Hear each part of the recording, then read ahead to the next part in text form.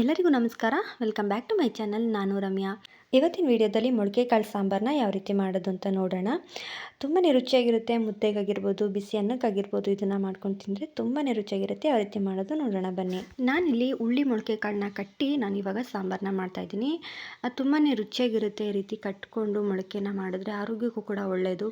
ಇದಕ್ಕೆ ಬೆದ್ರಕಳ್ಳೆ ಅಂತಾರೆ ಅಲ್ವಾ, ಅದನ್ನು ಹಾಕಿದ್ರೆ ತುಂಬಾ ಟೇಸ್ಟಿಯಾಗಿರುತ್ತೆ. ನಮಗಂತೂ ತುಂಬಾ ಇಷ್ಟ ಈ ಒಂದು ಸಾಂಬಾರಂದರೆ. ಇದನ್ನು ಯಾವ ರೀತಿ ಮಾಡೋದು ಅಂತ ನೋಡೋಣ. ಅದಕ್ಕಿಂತ ಮೊದಲು ಪ್ಲೀಸ್ ಸಬ್ಸ್ಕ್ರೈಬ್ ಮಾಡದೆ ನೋಡ್ತಾ ಇದ್ದರೆ ಸಬ್ಸ್ಕ್ರೈಬ್ ಮಾಡ್ಕೊಂಡು ನೋಡಿ, ಹಾಗೆ ಲೈಕ್ ಮಾಡಿ, ಶೇರ್ ಮಾಡಿ, ಕಮೆಂಟ್ ಮಾಡಿ. ಬಿದ್ರಕಳ್ಳೆ ಅಂದರೆ ಎಲ್ರಿಗೂ ಗೊತ್ತೇ ಇರುತ್ತೆ ನೋಡಿ. ಇದು ಬಿದ್ರಿಂದ ಒಂದು ಮಾಡುವಂಥದ್ದು. ಇದನ್ನು ಯಾವ ರೀತಿ ಕಟ್ ಮಾಡಬೇಕು ಅಂತ ನಾನು ತೋರಿಸ್ಕೊಡ್ತೀನಿ. ನನಗೂ ಗೊತ್ತಿರಲಿಲ್ಲ. ನಾನು ಸಾಂಬಾರು ಮಾಡಬೇಕಾದ್ರೆ ನಮ್ಮ ಅಕ್ಕ ಮನೆಗೆ ಬಂದಿದ್ದರು. ಆವಾಗ ನಾನು ಕಟ್ ಮಾಡಬೇಕಾದ್ರೆ ಈ ರೀತಿ ಕಟ್ ಮಾಡಬಾರ್ದು, ನಾರು ಥರ ಬಂದ್ಬಿಡುತ್ತೆ ಅಂದ್ಬಿಟ್ಟು ಅವರು ಹೇಳ್ಕೊಟ್ರು. ನೀವು ಕೂಡ ಇದೇ ರೀತಿ ಕಟ್ ಮಾಡಿ, ತುಂಬಾ ಚೆನ್ನಾಗಿರುತ್ತೆ. ಹಾಗೆ ಸಾಫ್ಟಾಗೂ ಕೂಡ ಇರುತ್ತೆ. ತುಂಬಾ ಚೆನ್ನಾಗಿರುತ್ತೆ ಈ ಒಂದು ಟಿಪ್ಸ್ ಅಂತಲೇ ಹೇಳ್ಬೋದು.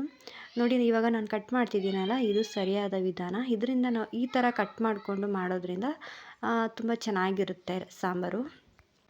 ನಾವು ಬೇರೆ ರೀತಿ ಕಟ್ ಮಾಡಿದ್ರೆ ಅದೇನಾಗ್ಬಿಡುತ್ತೆ ಅಂದರೆ ಅದೊಂಥರ ನಾರು ಥರ ಬಂದ್ಬಿಡುತ್ತೆ. ಅಗಿಬೇಕಾದ್ರೆ ನಮಗೆ ನಾರು ಥರ ಸಿಗುತ್ತೆ. ನೋಡಿ, ಈ ರೀತಿಯಾಗಿ ನಾವು ಕಟ್ ಮಾಡ್ಕೋಬೇಕಾಗುತ್ತೆ. ನೋಡಿ, ಚಿಕ್ಕಿ ಥರ ಇದೆ ಅಲ್ವಾ, ಅದು ನಾರೆಲ್ಲ ಕಟ್ಟಾಗಿ ಬಂದಿರುವಂಥದ್ದು. ನೆಕ್ಸ್ಟ್ ಇನ್ನೊಂದು ಥರ ಕಟ್ ಮಾಡ್ತೀನಿ ನೋಡಿ. ಈ ರೀತಿಯಾಗಿ ನಾನು ಮೊದಲು ಈ ಥರ ಕಟ್ ಮಾಡ್ತಾಯಿದ್ದೆ, ಗೊತ್ತಿಲ್ಲದೆ.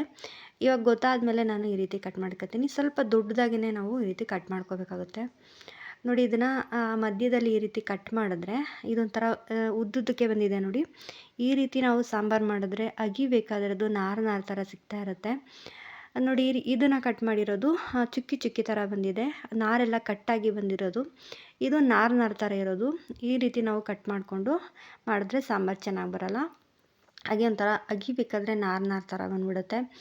ನಾನು ಫಸ್ಟು ಕಟ್ ಮಾಡಿದ್ನಲ್ಲ ನೋಡಿ, ಈ ರೀತಿ ನಾವು ಕಟ್ ಮಾಡ್ಕೋಬೇಕಾಗುತ್ತೆ. ತುಂಬಾ ಚೆನ್ನಾಗಿರುತ್ತೆ ಈ ಥರ ಸಾಂಬಾರು ಮಾಡಿದ್ರೆ. ನೋಡಿ, ಎಲ್ಲನೂ ನಾನು ಕಟ್ ಮಾಡಿ ರೆಡಿ ಮಾಡಿಟ್ಕೊಂಡಾಯ್ತು. ಬಿದ್ರಕಳ್ಳೆನ ನಾವು ಒಂದು 3 ಡೇಸ್ ಆದರೂ ನೆನೆಸಿಟ್ಕೊಂಡು ಚೆನ್ನಾಗಿ ವಾಶ್ ಮಾಡಿ ಮಾಡೋದ್ರಿಂದ ಸಾಂಬಾರು ತುಂಬಾ ರುಚಿಯಾಗಿ ಬರುತ್ತೆ. ಇದಕ್ಕೆ ಏನೇನು ಬೇಕು ಅಂತ ನೋಡ್ಕೊಂಡು ಬರೋಣ ಬನ್ನಿ. ನಾನಿಲ್ಲಿ ಫಸ್ಟು ನುಗ್ಗೆ ಸೊಪ್ಪಂತೂ ಮೇಯ್ನಾಗಿ ಬೇಕೇ ಬೇಕು, ತುಂಬಾ ಚೆನ್ನಾಗಿರುತ್ತೆ. ಹಾಗೆ ಮೊಳಕೆ ಕಟ್ಟಿರುವಂಥದ್ದು ಕಾಳು, ಹಾಗೆ ಸಾಂಬಾರಿಗೆ ಬೇಕಾಗಿರುವಂತಹ ಮಸಾಲೆಗಳು ಟೊಮೊಟೊ, ಶುಂಠಿ, ಬೆಳ್ಳುಳ್ಳಿ, ಸ್ವಲ್ಪ ಕೊತ್ತಂಬರಿ ಸೊಪ್ಪನ್ನ ತೊಗೊಂಡಿದ್ದೀನಿ. ಹಾಗೆ ಕಾಯಿ, ನೆಕ್ಸ್ಟು ಈರುಳ್ಳಿ, ಚಕ್ಕೆ, ಲವಂಗ, ಇದನ್ನೆಲ್ಲ ನಾವು ಚೆನ್ನಾಗಿ ಫ್ರೈ ಮಾಡ್ಕೊಂಡು ಮಾಡೋದ್ರಿಂದ ಸಾಂಬಾರು ತುಂಬಾ ರುಚಿ ಬರುತ್ತೆ. ಹಾಗೆ ಸ್ವಲ್ಪ ಕಳ್ಳೆನ ತೊಗೊಂಡಿದ್ದೀನಿ. ಹಾಗೆ ಆಲೂಗೆಡ್ಡೆ, ಬದನೆಕಾಯಿನ ಸಣ್ಣದಾಗಿ ಕಟ್ ಮಾಡಿಕೊಂಡು ಚೆನ್ನಾಗಿ ವಾಶ್ ಮಾಡಿ ಎತ್ತಿಟ್ಕೊಂಡಿದ್ದೀನಿ. ಹಾಗೆ ಖಾರದ ಪುಡಿ, ಧನಿಯಾ ಪುಡಿ, ಹಾಗೆ ಬಿದ್ರಕಳ್ಳೆನ ನಾವು ನೆನೆಸಿಟ್ಕೊಂಡು ಮಾಡಬೇಕು, ಆವಾಗ ಚೆನ್ನಾಗಿರುತ್ತೆ. ಸ್ವಲ್ಪ ಎಣ್ಣೆನ ಹಾಕಿ ಈರುಳ್ಳಿನೆಲ್ಲ ಫ್ರೈ ಮಾಡ್ಕೊತಾ ಇದ್ದೀವಿ. ಈ ರೀತಿ ಫ್ರೈ ಮಾಡ್ಕೊಂಡು ಮಾಡೋದ್ರಿಂದ ಸಾಂಬಾರು ತುಂಬಾ ರುಚಿ ಕೊಡುತ್ತೆ. ಚಕ್ಕೆ, ಲವಂಗ, ಶುಂಠಿ, ಬೆಳ್ಳುಳ್ಳಿ ಇದನ್ನೆಲ್ಲ ಹಾಕ್ಕೊಂಡು ಸ್ವಲ್ಪ ಚೆನ್ನಾಗಿ ಫ್ರೈ ಮಾಡ್ಕೋಬೇಕು. ನಂತರ ಸ್ವಲ್ಪ ಚಿಟಿಕೆ ಅರಿಶಿನ ಸೇರಿಸ್ಕೊಂಡು ಮತ್ತೊಮ್ಮೆ ಫ್ರೈ ಮಾಡಿಕೊಂಡು ಮಾಡಬೇಕು. ಈ ರೀತಿಯಾಗಿ ಮಸಾಲೆಗಳನ್ನೆಲ್ಲ ಫ್ರೈ ಮಾಡಿ ಮಾಡೋದ್ರಿಂದ ತುಂಬಾ ರುಚಿಯಾಗಿರುತ್ತೆ. ನೀವು ಒಂದ್ಸಲ ಟ್ರೈ ಮಾಡಿ. ಹಾಗೆ ಇಲ್ಲಿ 4 ಬ್ಯಾಡಗೆ ಮೆಣಸಿನ್ಕಾಯನ್ನ ಸೇರಿಸ್ಕೊತಾ ಇದ್ದೀನಿ, ಯಾಕೆಂದರೆ ಸ್ವಲ್ಪ ಕಲರ್ ಬರುತ್ತೆ, ಹಾಗಾಗಿ ಇದನ್ನು ಸೇರಿಸ್ಕೊತಾ ಇದ್ದೀನಿ. ಟೊಮೆಟೊನ ಹಾಕ್ಕೊಂಡು ಚೆನ್ನಾಗಿ ಇನ್ನೊಮ್ಮೆ ಮಿಕ್ಸ್ ಮಾಡ್ಕೋಬೇಕಾಗುತ್ತೆ. ಸ್ವಲ್ಪ ಕೊತ್ತಂಬರಿ ಸೊಪ್ಪನ್ನು ಕೂಡ ಸೇರಿಸ್ಕೊಂಡು ಫ್ರೈ ಮಾಡ್ಕೋಬೇಕು. ಎಲ್ಲ ಈ ರೀತಿ ಫ್ರೈ ಮಾಡ್ಕೊಂಡು ಮಾಡಿದ್ರೆ ತುಂಬಾ ರುಚಿ ಇರುತ್ತೆ. ಕಾಯಿನೂ ಕೂಡ ನಾನು ಸೇರಿಸ್ಕೊಂಡು ಇಲ್ಲಿ ಫ್ರೈ ಮಾಡ್ಕೋತಾ ಇದ್ದೀವಿ. ನೆಕ್ಸ್ಟು ಕಡಲೆನೂ ಸೇರಿಸ್ಕೊಂಡು ಚೆನ್ನಾಗಿ ಫ್ರೈ ಮಾಡ್ಕೋಬೇಕಾಗುತ್ತೆ.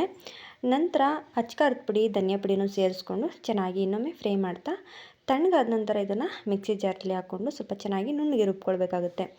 ನೆಕ್ಸ್ಟು ಕುಕ್ಕರ್ನ ಇಟ್ಟು ಎಣ್ಣೆನ ಹಾಕಿ ಸ್ವಲ್ಪ ಕಾದ ನಂತರ ಜಜ್ಜಿಟ್ಕೊಂಡಿರುವಂಥ ಬೆಳ್ಳುಳ್ಳಿನ ಸೇರಿಸ್ಕೊತಾ ಇದ್ದೀನಿ. ಸ್ವಲ್ಪ ಅದು ಫ್ರೈ ಆದ ನಂತರ ಇಲ್ಲಿ ರುಬ್ಬಿಟ್ಕೊಂಡಿರುವಂತಹ ಮಸಾಲೆನ ಸೇರಿಸ್ಕೊಂಡು ಇದರಲ್ಲೇ ಚೆನ್ನಾಗಿ ಫ್ರೈ ಮಾಡ್ಕೊಳ್ಬೇಕಾಗುತ್ತೆ. ಈ ರೀತಿ ಬೆಳ್ಳುಳ್ಳಿ ಜಜ್ಜಿ ಹಾಕೋದ್ರಿಂದ ತುಂಬಾ ಪರಿಮಳ ಬರುತ್ತೆ, ಹಾಗೆ ತುಂಬ ಟೇಸ್ಟಾಗಿರುತ್ತೆ ಸಾಂಬಾರಂತೂ. ಸಾಂಬಾರನ್ನ ಇನ್ನೊಂದು ಥರನೂ ಮಾಡ್ತಾರೆ. ಖಾರದ ಪುಡಿ, ಧನಿಯಾ ಪುಡಿನ ಹಾಕದೆ ಮನೆಯಲ್ಲೇ ಪೌಡ್ರನ್ನ ಮಾಡ್ಕೊಂಡು ಮಾಡ್ಬೋದು, ಚೆನ್ನಾಗಿರುತ್ತೆ. ನೆಕ್ಸ್ಟು ನಾನಿಲ್ಲಿ ಆಲೂಗೆಡ್ಡೆ, ಬದನೆಕಾಯಿನ ಕಟ್ ಮಾಡಿ ತೊಳೆದಿಟ್ಕೊಂಡಿರುವಂಥದ್ದು ಸೇರಿಸ್ಕೊಂಡು ಚೆನ್ನಾಗಿ ಮಿಕ್ಸ್ ಮಾಡ್ಕೊತಾ ಇದ್ದೀನಿ. ನಂತರ ಇಲ್ಲಿ ಮೊಳಕೆ ಕಟ್ಟಿರುವ ಹುರುಳಿಕಾಳನ್ನ ಕೂಡ ಸೇರಿಸ್ಕೊಂಡು ಇದನ್ನು ಕೂಡ ಚೆನ್ನಾಗಿ ಮಿಕ್ಸ್ ಮಾಡ್ಕೊತಾ ಇದ್ದೀನಿ. ಒಬ್ಬೊಬ್ಬರು ಒಂದೊಂದು ಥರ ಮಾಡ್ತಾರೆ. ನಮ್ಮ ಮನೆಯಲ್ಲಿ ಈ ರೀತಿಯಾಗಿ ಮಾಡ್ತೀವಿ. ತುಂಬಾ ರುಚಿಯಾಗಿರುತ್ತೆ, ಆರೋಗ್ಯಕ್ಕೂ ಕೂಡ ಒಳ್ಳೆಯದು. ಹಾಗೆ ಬಿದ್ರಕಳ್ಳೆನೂ ಕೂಡ ವಾಶ್ ಮಾಡಿ ಮತ್ತೊಮ್ಮೆ ಚೆನ್ನಾಗಿ ಸೇರಿಸ್ಕೊಂಡು ಫ್ರೈ ಮಾಡ್ಕೊತಾ ಇದ್ದೀನಿ. ಬಿದ್ರಕಳ್ಳೆನ ನಾವು 1-2 ದಿನನಾದರೂ ನೀರಲ್ಲಿ ನೆನೆಸಿಟ್ಕೊಂಡು ಮಾಡಬೇಕಾಗುತ್ತೆ, ಇಲ್ಲಾಂದರೆ ಸಾಂಬಾರು ಚೆನ್ನಾಗಿ ಬರೋದಿಲ್ಲ. ನಂತರ ಎಷ್ಟು ಬೇಕೋ ಅಷ್ಟು ನೀರನ್ನ ಸೇರಿಸ್ಕೊಂಡು ಮತ್ತೊಮ್ಮೆ ಚೆನ್ನಾಗಿ ಮಿಕ್ಸ್ ಮಾಡ್ಕೋಬೇಕು. ಸ್ವಲ್ಪ ತೆಳುವಾಗಿಯೇ ನಾವು ಸಾಂಬಾರನ್ನ ಮಾಡ್ಕೋಬೇಕಾಗುತ್ತೆ. ನಂತರ ಇಲ್ಲಿ ರುಚಿಗೆ ತಕ್ಕಷ್ಟು ಉಪ್ಪನ್ನ ಸೇರಿಸ್ಕೊಂಡು ಮತ್ತೊಮ್ಮೆ ಮಿಕ್ಸ್ ಮಾಡ್ತಾ ಸ್ವಲ್ಪ ಗಟ್ಟಿ ಅನ್ನಿಸ್ತು, ಹಾಗಾಗಿ ಮತ್ತೆ ನೀರನ್ನ ಸೇರಿಸ್ಕೊತಾ ಇದ್ದೀನಿ. ಸ್ವಲ್ಪ ನೀರಂಗೆ ಇರಬೇಕು ಸಾಂಬಾರು, ತುಂಬ ಗಟ್ಟಿ ಆದರೆ ಚೆನ್ನಾಗಿರೋದಿಲ್ಲ. ಮತ್ತೊಮ್ಮೆ ನೋಡಿಕೊಂಡು ಇನ್ನೊಂದು ಸ್ವಲ್ಪ ನೀರನ್ನ ಸೇರಿಸ್ಕೊತಾ ಇದ್ದೀನಿ. ಇದು ಯಾಕೆ ಅಂದರೆ ತುಂಬ ಗಟ್ಟಿ ಆಗಿಬಿಟ್ರೆ ಚೆನ್ನಾಗಿರೋದಿಲ್ಲ ಸಾಂಬಾರನ್ನ, ನಾವು ನೋಡಿಕೊಂಡು ಮಾಡ್ಕೊಳ್ಬೇಕಾಗುತ್ತೆ. ಹಾಗೆ ರುಚಿನೂ ಅಷ್ಟೇ ನೋಡಿಕೊಂಡು ಮತ್ತೊಮ್ಮೆ ರುಚಿನ ಸೇರಿಸ್ಕೊಂಡು ಲಿಡ್ನ ಕ್ಲೋಸ್ ಮಾಡಿ ಒಂದು 5 ವಿಸಿಲ್ ಆದರೂ ಕೂಗಿಸ್ಕೊಳ್ಬೇಕಾಗುತ್ತೆ. ಆವಾಗ ಕಾಳೆಲ್ಲ ಚೆನ್ನಾಗಿ ಬೆಂದಿರುತ್ತೆ.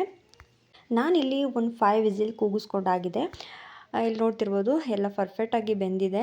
ನೋಡ್ತಿರ್ಬೋದು ಆವಾಗಲೇ ಎಷ್ಟು ನೀರಾಗಿತ್ತು, ಇವಾಗ ಸ್ವಲ್ಪ ಗಟ್ಟಿಯಾಗಿದೆ. ಅದಕ್ಕೋಸ್ಕರ ನಾವು ಸ್ವಲ್ಪ ನೀರಾಗಿಯೇ ಮಾಡ್ಕೊಳ್ಬೇಕಾಗುತ್ತೆ.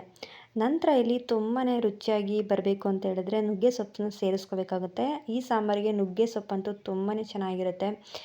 ಮತ್ತೊಮ್ಮೆ ಲಾಸ್ಟಲ್ಲಿ ನಾವು ಇದನ್ನು ಸೇರಿಸ್ಕೊಂಡು ಬೇಯಿಸ್ಕೊತಾ ಇದ್ದೀನಿ. ನುಗ್ಗೆ ಸೊಪ್ಪನ್ನ ಕೊನೆಯಲ್ಲೇ ಬೇಯಿಸ್ಕೋಬೇಕಾಗುತ್ತೆ. ಫಸ್ಟೇ ನಾವು ಹಾಕಿದ್ರೆ ಚೆನ್ನಾಗಿರಲ್ಲ, ತುಂಬ ಬೆಂದೋಗಿಬಿಡುತ್ತೆ. ಹಾಗಾಗಿ ಈ ರೀತಿ ಮಾಡ್ಕೊತಾ ಇದ್ದೀನಿ ಅಷ್ಟೇ. ಈ ಒಂದು ಸಾಂಬಾರು ಬಿಸಿ ಅನ್ನಕ್ಕೆ, ಮುದ್ದೆಗೆ ತುಂಬಾ ಚೆನ್ನಾಗಿರುತ್ತೆ. ನೀವೊಂದ್ಸಲ ಟ್ರೈ ಮಾಡಿ. ಹಾಗೆ ನೋಡಿದ್ರಿ ಅಲ್ವಾ ಎಷ್ಟು ಸಿಂಪಲಾಗಿ ಆರೋಗ್ಯವಾಗಿರುವಂತಹ ಮೊಳಕೆ ಕಾಳು ಯಾವ ರೀತಿ ಮಾಡೋದು ಅಂತ. ಮುಂದಿನ ವಿಡಿಯೋದಲ್ಲಿ ಸಿಗ್ತೀನಿ. ಅಲ್ಲಿವರೆಗೂ ನಗ್ನಗ್ತಾ ಇರಿ, ಖುಷಿಯಾಗಿರಿ. Thank you for watching.